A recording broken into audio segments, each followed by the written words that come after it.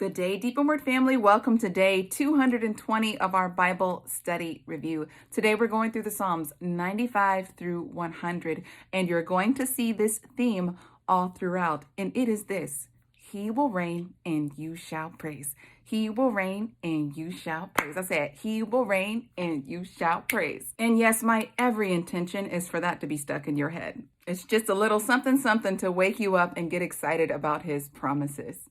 All right, so let's read Psalm 95. It's rather short, but you're going to see this is a command to praise. It says, "Come and let us sing to Yahweh. Let us raise a shout to the rock of our deliverance. Let us come before His face with thanksgiving. Let us raise a shout to Him and a song, for Yahweh is a great El." Now we know that the children of Israel, as they were leaving Egypt, they were singing songs of deliverance as they were walking into the promise.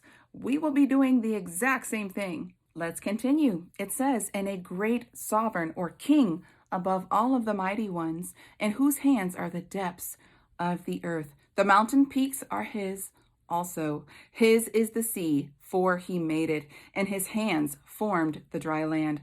Come and let us bow down and bend low. Let us kneel before Yahweh our Maker, for He is our Elohim, and we are the people of His pasture and the sheep of His hand. Today, if you would hear His voice, do not harden your hearts as in Meribah, as in the day of Massah in the wilderness, when your fathers tried me, have proved me, though they saw my work. For 40 years I was loathed in a generation, and I said, they are a people who go astray in their hearts, and they do not know my ways. As I swore in my wrath, they shall not enter my rest.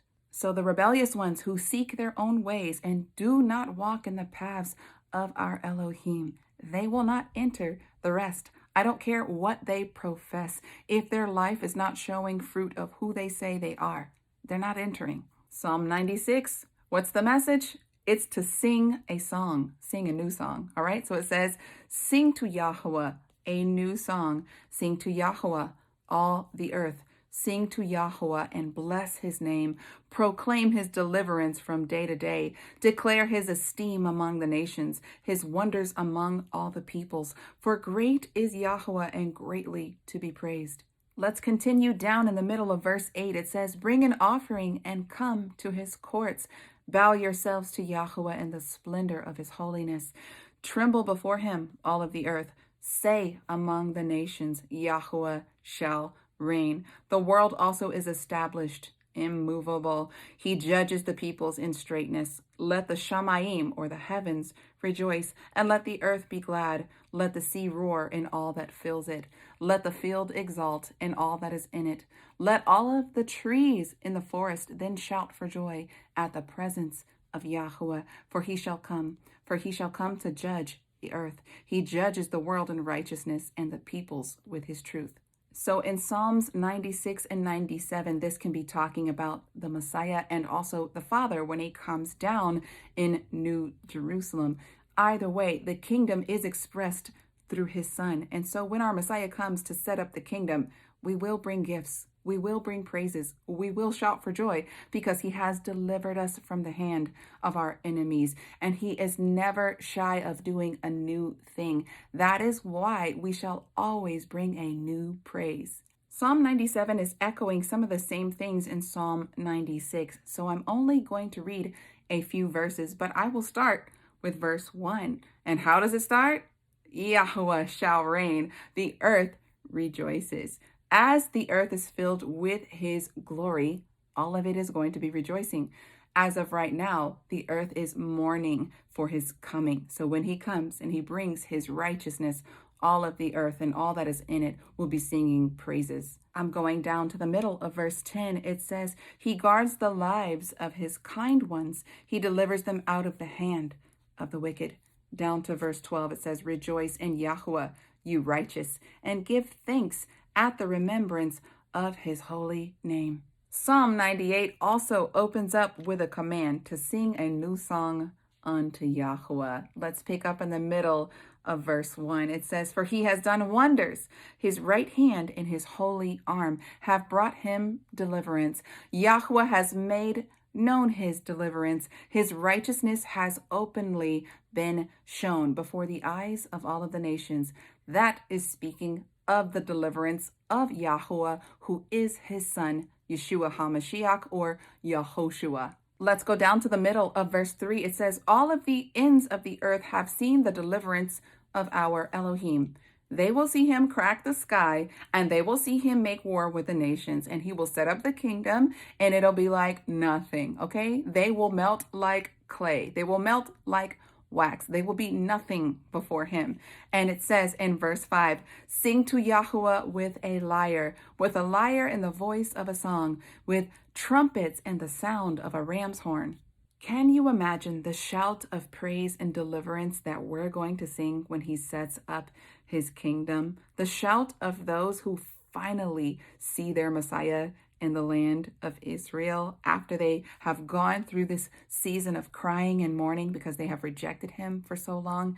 Can you imagine the freedom that we will feel? Can you imagine how we will shout in praise? Some of this will not be able to be put in words. It will just be a cry and a beautiful noise that comes forth from us. Take the most grandiose parade that you have ever seen, and that will pale in comparison to the praise and the joy and the honor that we bring to our King when he comes back to the earth. Imagine you're going to have a corrected vision. You're going to be able to see the finest particles of dirt from miles away. You're going to have a brand new body, just like our Messiah. We'll be able to walk through walls. We won't feel pain anymore. There'll be no threat of anyone, anywhere. Can you imagine how your soul is just going to burst forth in praise? Imagine that times 1,000,000, 2,000,000, 3,000,000, billions of souls who are glad to be set free. I'm talking about every believer from old to new, from the beginning of time up until the point when he comes. There's going to be a lot of souls. And then there are going to be people with natural bodies who enter into the millennial reign. And they are going to experience all of the crazy plagues that pour out in the earth. And just by his mercy, they get an opportunity to walk in, and they get an opportunity to procreate and then teach their children the ways of the King. It's going to be a glorious time. These are the things that we shall think upon. These are the things that bring healing to our mind, our bodies, and our spirits. All right, but let's pick up in Psalm 99. It says, "Yahweh shall reign. Peoples tremble. He is enthroned on the cherubim. The earth shakes. Yahweh is great in Zion, and he is high above all of the peoples. They praise your name, great and awesome. It is holy. And the strength of the sovereign shall love right ruling. You yourself shall establish straightness. You shall execute right rulings and righteousness in Jacob. Exalt Yahweh our Elohim and bow yourselves at his footstool. He is holy." Moses and Aaron were among his Kohanim, or among his priests, and it says, and Samuel was among those calling his name.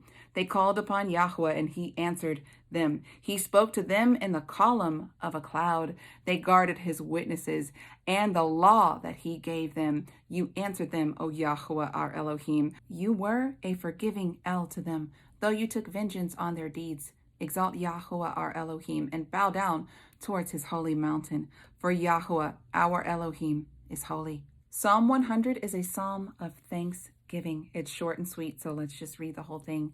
It says, "Raise a shout for Yahweh, all of the earth. Serve Yahweh with gladness.